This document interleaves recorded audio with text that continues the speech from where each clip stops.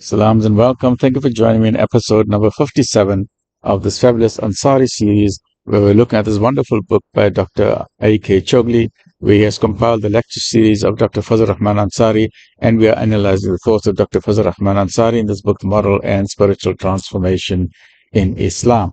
And you can get copies of the book from Ahlan Academy of Research in Spring, South Africa, or from Shelf Karam from Pretoria, Gauteng. So let's continue with this. In the previous episode, we spoke about how Sheikh Abdul Qadir Jalani, let's continue with this, how Sayyidina Ghaud al-Adham Muhyiddin Sayyid Abdul Qadir Jalani Rahmatullah Alayhi, that he was a business magnate of the highest order, although not leading that type of lifestyle. He led a life of fakhr, what fikhr, that means he led a very astute life, a very simple life, and he was earning wealth for the sake of Islam. His business was so successful that he had a merchant navy of his own. That means he had ships of his own, an entire fleet of ships. In today's terminology, we have cargo ships, right? So he had cargo ships that belonged entirely to him, that were taking his good from one country to another country across the oceans.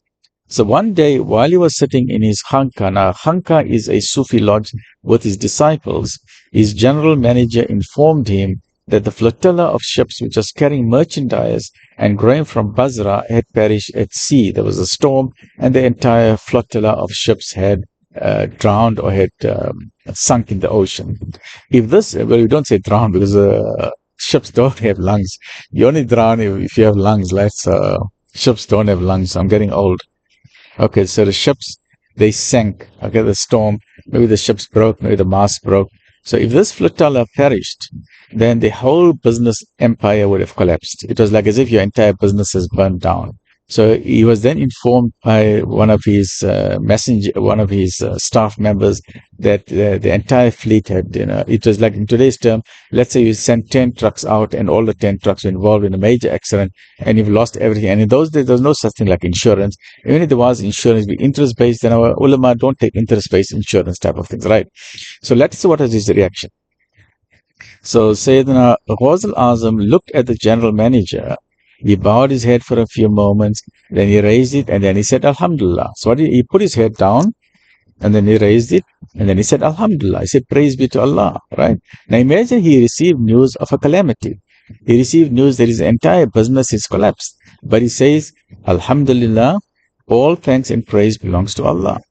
And then he continued. So he was talking to his students. He was in a classroom at the university. He's talking to, so he's continued talking, like as if nothing has happened. So after about an hour had passed and he was continuing with the discussion, the general manager came back again.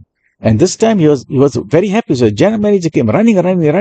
And he said, Ya Sheikh, I was wrong. The information I received was wrong. We got news now that no, it wasn't your ships. Your ships were safe. They arrived safely on the beach and everything is fine. Everything is, now this manager was excited.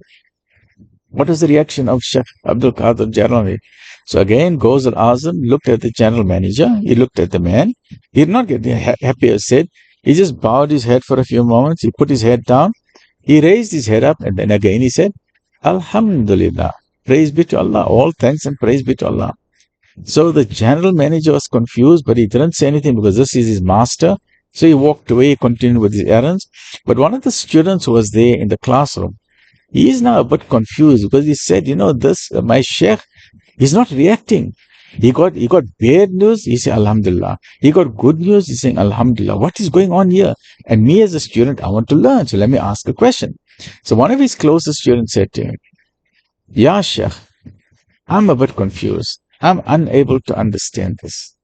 When you got the bad news that your entire fleet of ship, your entire business had collapsed, your reaction, you did not shout, you did not scream, you did not stop the lectures, you did not say, hey guys, I got a bit of a problem now, there's a crisis in my business, we'll continue with this lecture tomorrow. Yeah, that's what I would do, that's what many people do. Hey guys, I got a phone call now, there's a problem in the business, man. Hey, I gotta go, please guys, we'll talk tomorrow again, please guys. And then you get in your car and you rush off. That's what natural reaction is. And the student is saying, but you got the bad news. You did not stop the classroom. You did not say we'll continue tomorrow. You just said, Alhamdulillah. And then, yeah, Sheikh, when you got the good news that, you know what, in fact, everything is fine, everything is hunky-dory, nothing is going wrong, everything is fine. And again, you said, Alhamdulillah. Yeah, Sheikh, explain to me what is going on. As a young student, I want to understand your type of thinking. That in what way are you so balanced? In what way are you so calm? Because another human being, any other ordinary human being, will be freaking out. You'll be freaking when you get the bad news. You'll be freaking out. What is going on? And if you get a good news, again you'll be freaking out. You'll be jumping for joy. Yay! Everything is fine. But you are not freaking out. What is going on, Ya Sheikh? So in answer to that, Sheikh Abdul Qadir Jalani Rahmatullah alayhi smiled and said, you are mistaken. Right? Say, listen carefully to what I'm saying. You are mistaken in thinking that I said Alhamdulillah when my ships had sunk, or if the ships was saved. I did not say Alhamdulillah because of the ships. That's not the reason why I said Alhamdulillah. As to what is happening to my business. I was not worried about the business. The reason I said Alhamdulillah had nothing to do with the ships. There was another reason why I said Alhamdulillah. When I got the news, whether it was the bad news or the good news, I put my head down. I then started pondering. I started introspecting. I looked at my heart. I started examining my heart. I asked my heart the question to see if the shocking news, whether it was the terrible news that I got, or it was the very happy news that I got, did it have the slightest effect on my emotion and my nafs? Mainly was it my nafs.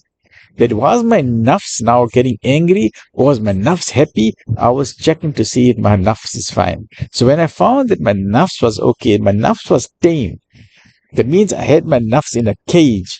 I had controlled my nafs. That is why I said Alhamdulillah. Look at that. Look at the amazing wisdom of Sheikh Abdul Qadir Jalani. So he wasn't saying Alhamdulillah, hey, my business got destroyed, or my business is succeeded. No, he was not worried about the business. He was worried about his nafs. Because at the end of the day, when we stand in front of the Creator, we are not going to be asked, how did your business go? No, we're going to be asked, how was your soul? Because Allah gives us a beautiful soul, and by the decisions we make, our soul will raise us higher than the angels or drop us lower than the animals. So the whole thing is about the soul. Those who refined it or those who corrupted it. So everything about life has got to do with the soul. And that's when he says, Inna lillahi wa inna ilayhi raji'un, is not said while weeping and crying and moaning. This is not that type of Inna lillahi wa ilayhi raji'un. Inna lillahi wa inna ilayhi raji'un should be said with the spirit, the understanding, and the consciousness that our inner condition and our outer condition should be in conformity with the principle of Inna lillahi wa inna ilayhi raji'un. Right? That should be the spirit. And what a beautiful understanding. Very deep understanding. Stay well, look after yourself. Alhamdulillah Rabbil Alameen.